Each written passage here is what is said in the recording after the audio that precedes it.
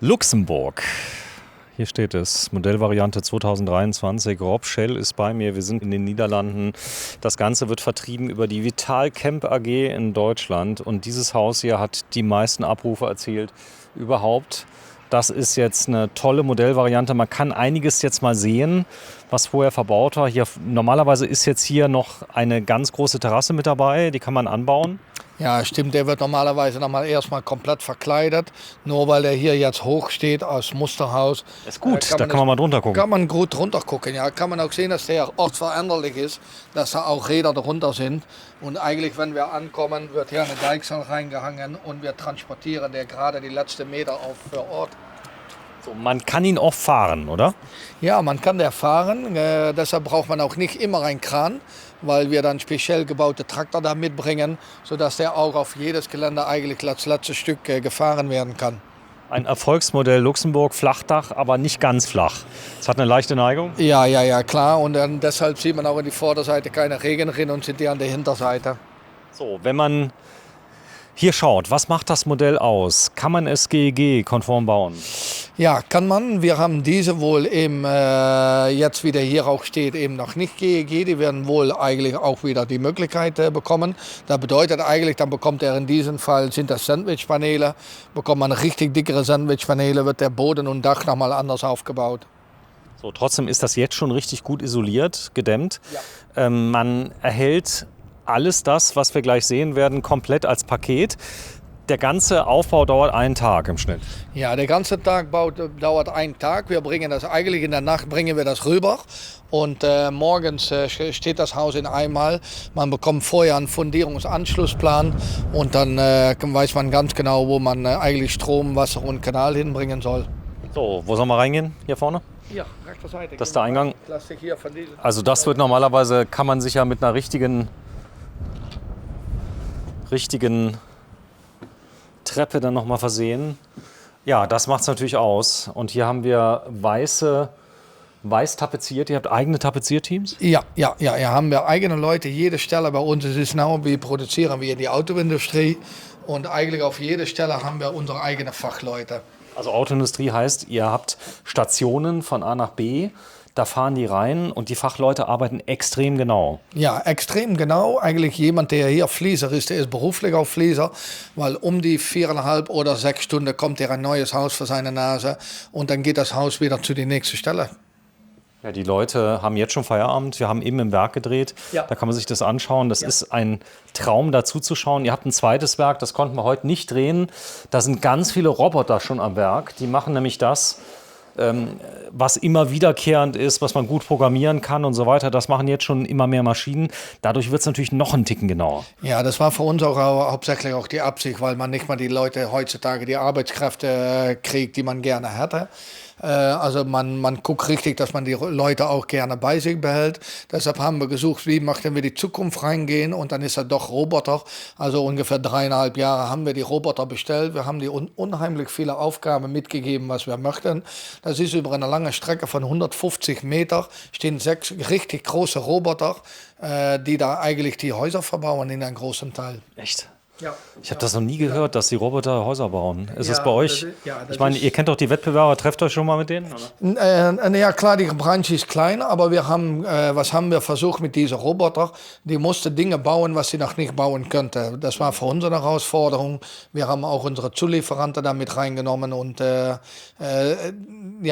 hat auch seine Zeit gebraucht, aber jetzt läuft da ruckzuck und kann man traumhafte, schöne Modelle bauen. Auch hier wie diese mit einer richtigen Stehhöhe wieder. Also es gibt wieder das Raumgefühl. Also fast 3 Meter, 2,80 Meter. Ja, der hat da ungefähr 2,75, 2,80 hat diese in die Größe. Na, hier haben wir eine bestimmte Küche gewählt. Wir haben immer eben alles ausgestellt mit 2 Schlafzimmern.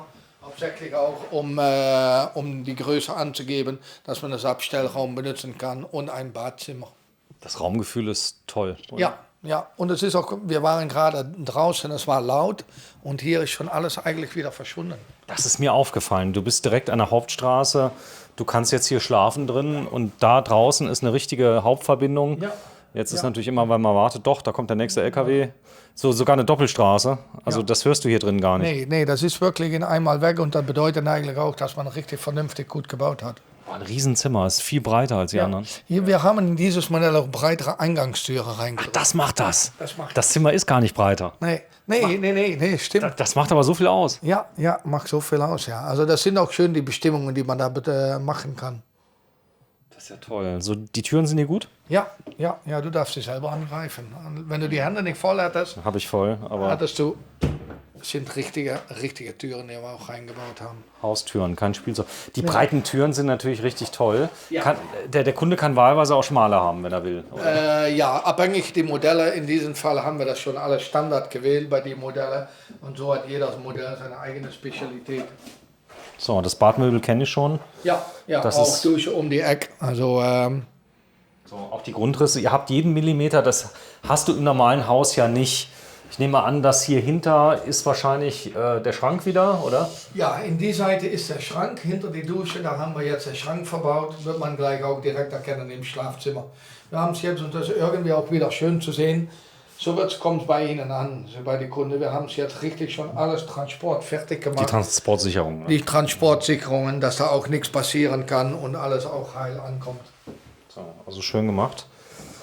Die Häuser sollen ja lange halten. Ihr habt ja nicht nur den einen Endkunden, sondern ihr habt ja Firmen, die machen ganze Parks. In Deutschland, hast du mir erzählt, habt ihr einen Park gebaut mit 60 Häusern? Ja, wir haben zum Beispiel in Scharbeutz haben wir auch einen Park, stehen 70 Häuser in die Vermietung. Also da kann man In Deutschland? In Deutschland oder Familie Camping Heiden in Deutschland, in Schleswig-Holstein, direkt an der Küste. Und stehen auch ganz viele Häuser und so haben wir unheimlich viele Parks. Man kann es auch wieder hier sehen, man kann es auch möbliert bekommen, wenn man das schon möchte, dann wird schon direkt organisiert. Na, auch hier haben wir eigentlich alles wieder.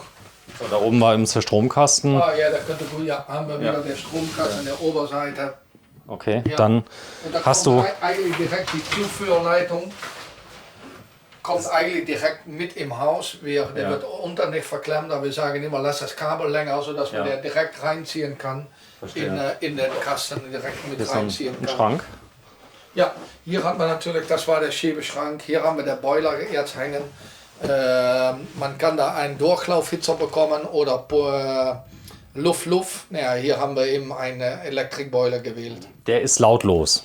Der ist wohl laut, weil er im Schlafzimmer steht. Ja, Ja, das ist lautlos. Okay, ich sag mal, wenn einer sagt, weil der Boiler selber ist lautlos, die Gastherme, die hörst du da ein bisschen, aber haben wir hier nicht. Wir haben Elektro. Nee, weil dann würde der hier auf einer anderen Stelle stehen. Ist aber kein Problem. Eine Luftwärmepumpe, eine effiziente würde auch gehen. Ja, 100%ig, weil wir würden das auch in einem der anderen Modelle, ist das wieder Standard. So, auch hier die Belüftungseinheit, die man wahlweise an- und ausmachen kann. Somit kann ich sehr effizient Feuchtigkeit rausbringen. Ja, weil es ist ein der wichtigen Themen in Holzständerwerkbau, dass man richtig belüftet. So, das kann man automatisch aufmachen. Das ist cool. Das heißt, ich fahre weg, mache die Heizung aus, mache das Wasser raus und mache oben die Teile auf. Oder würdest du empfehlen, die Heizung immer ein bisschen anzulassen? Ja, das ist abhängig von der Gebrauch natürlich. Da sind auch Leute, die sagen, ich bleibe nur bestimmte Zeiten. Na, da kann man sagen, ich drehe Wasser ab und ich benutze es nicht.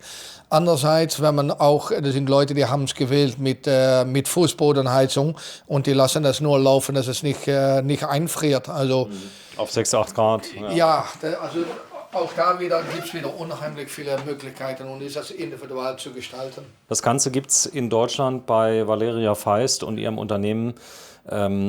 Stimmt. Die haben natürlich ihren Sitz in Kassel, in Zierenberg und in Flensburg und hauptsächlich betreuen die auch die Kunden wegen Baugenehmigung und so weiter. Und das können wir sagen immer, Schulmeister bleibt bei der Lehre, wir können super gut bauen und wir überlassen den Rest. Es geht um Baugenehmigungen, es geht um ganz viele Fragen, die Leute haben. Ihr seid eigentlich eher ein Großhändler. Viele Hersteller verkaufen nicht an Endkunden, gar nicht. Das heißt auch nicht über Großhändler, weil die sagen, das Geschäft wollen die gar nicht. Aber ihr habt euch das angetan. Ihr habt gesagt, hier kann man auch einen Einzelauftrag machen. Das macht er aber über diese Partner, wie zum Beispiel die Valeria Feist. Ihr könntet das gar nicht hier. Also wenn hier 500 Einzelkunden kämen pro Tag. Ja. Nee, das könnten wir auch nicht und wir können das natürlich nicht so individuell gut betreuen, wie unseren Händler in diesem Fall das wohl Jetzt können. hauptsächlich Baugenehmigung, ein großes Thema, ne? Ja, wenn man auf Privatgelände geht, hat es wirklich richtig viel zu kämpfen mit Baugenehmigung und da kennen die sich super gut aus und da mussten wir das auch an die auch überlassen, weil sie da gut auskennen. Wenn wir über Parks reden, was wir doch immer mehr sehen, ist auch, dass auf Parks, dass wir das komplett bauen. Ein der schönsten Beispiele am Moment ist doch eben auch der Dülmener See. Da sind wir wirklich auf einen Park, nur diese hochwertigen Häuser, und das ist auch über Vitalcamp wieder zurückzulesen. Und das ist wirklich wie eine zweite Ferienwohnung, aber super hochwertig wird es vertrieben da. Also ich kann mir vorstellen, eine Einzelperson hier, die hätte bestimmt hier Spaß dran und in Verbindung mit natürlich viel Grün. Man lebt ja hier viel im Freien. Ja, Komm, wir gehen mal raus, Abmoderation. Also, das Ganze findet ihr in Deutschland, Vitalcamp und in Zierenberg und in Flensburg. Ganz neues Musterhaus, Zentrum in Flensburg. Da war ich, habe auch schon gedreht. Und jetzt beim Hersteller in den Niederlanden. Tolles System, tolles Haus. Danke fürs Einschalten. Tschüss, Rob. Tschüss.